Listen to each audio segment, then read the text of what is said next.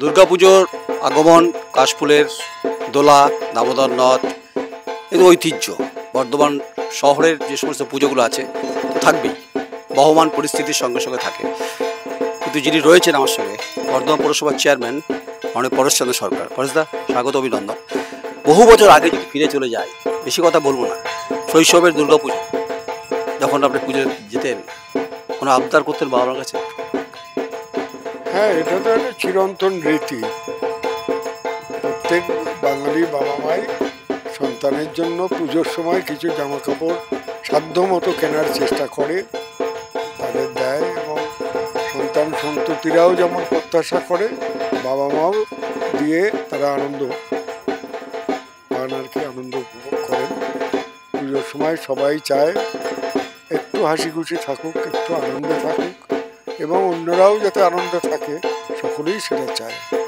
আপনারা ক ভাই বোন ছিলেন?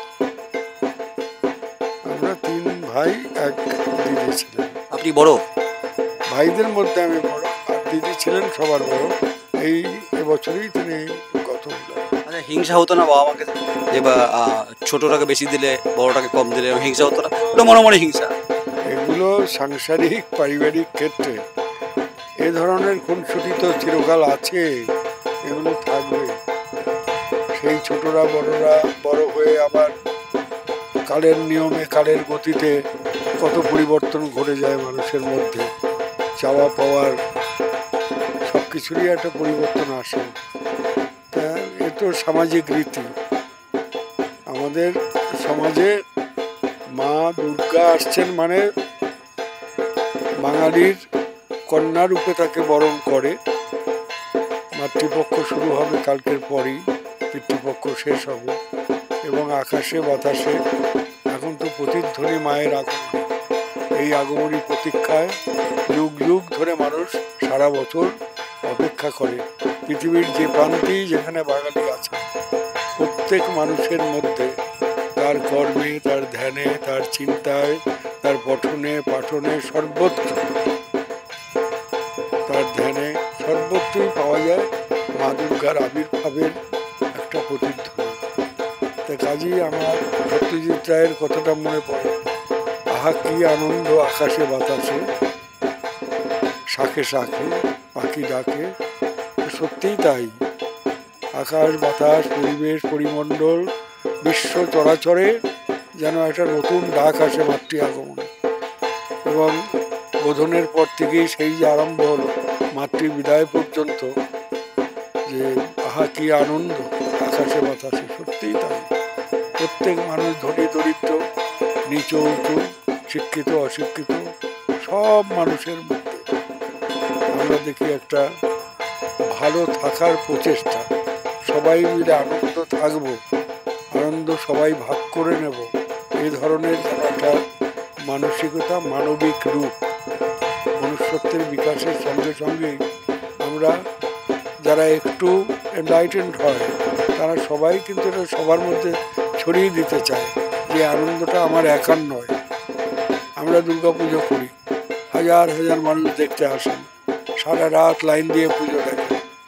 এই যে সাজিয়ে গুছিয়ে প্রেজেন্টেশন, মাকে নিয়ে এলাম সকলের দৃষ্টির সম্মুখে, এর তো একটাই উদ্দেশ্য, সবাই আনন্দ পাক, সবাই আনন্দ খুশি থাকে।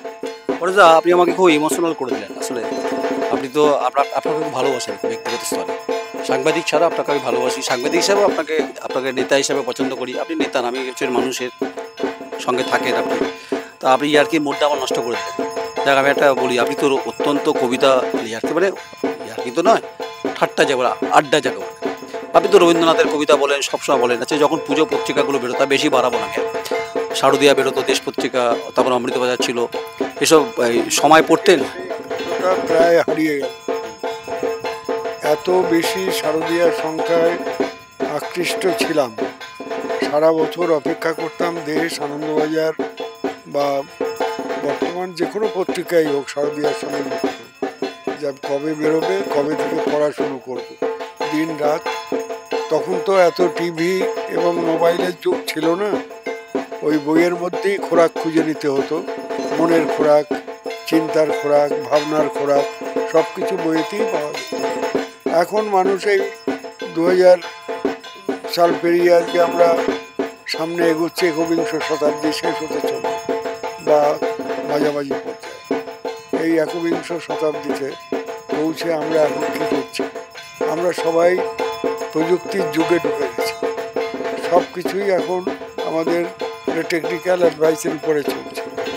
এই জায়গায় দাঁড়িয়ে আমার যেটা মনে হয়, আর এমনিতেও শারদীয়ার সেই আকর্ষণ এখন আর অনুভব করি না, যেহেতু অত পড়ার সময় নেই বা পড়ার মতো সেই পারিপার্শ্বিক অবস্থাটাও বিরাজ করে না। তবুও আমি বলি, শেষ কথা বলি, আর কিছু বলবো না। আরেকটা কথা আমি বলবো, এই পছন্দের সিনেমা দেখ বা পছন্দের নায়ক, পছন্দের গায়ক আর কোন সিনেমা দেখতে ভালোবাসতেন, এই চারটে। এটা বয়সের ব্যাপার। আজ থেকে 50-60 বছর আগে আর উত্তম কুমার সুচিত্রা তো বাঙালির হৃদয়ের তারা দেবদেবীতে পরিণত হয়ে গিয়েছিল, আইডল ছিল।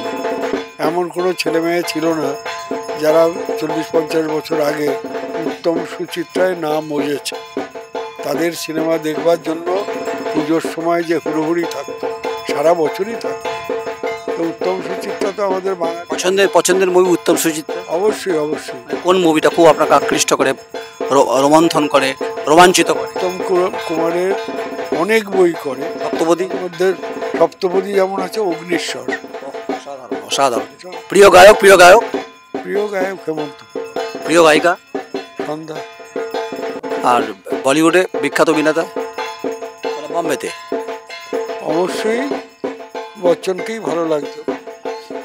প্রিয় গায়ক বলিউডে? অনেকেই। কিশোর কুমার, রফি সাহেব। কিশোর তো চিরন্তন একটা প্রেমিক মানুষ, ভালো সঙ্গীত প্রিয় সঙ্গীত ছিল। আচ্ছা, যারা দেখেছেন বা পরেশবাবুকে বা চেয়ারম্যান সাহেবকে এরকম শুনেছেন, অমিতাভ বচ্চন, কিশোর কুমার, সুচিত্রা, উত্তম সুচিত্রা মানে বিখ্যাত সুচিত্রা সেন, সন্ধ্যা মুখোপাধ্যায়, হেমন্ত মুখোপাধ্যায়, আবার হচ্ছে পুজোর বহুত্ববাদের কথা বলছেন। এটাই হচ্ছে পরেশচন্দ্র সরকার। আমার খুব পছন্দের মানুষ, কিন্তু আমার পছন্দের প্রেমিক কিনা বলতে পারবো না, কিন্তু আমি প্রেম আমার ওনার প্রতি আছে, ভরপুর আছে।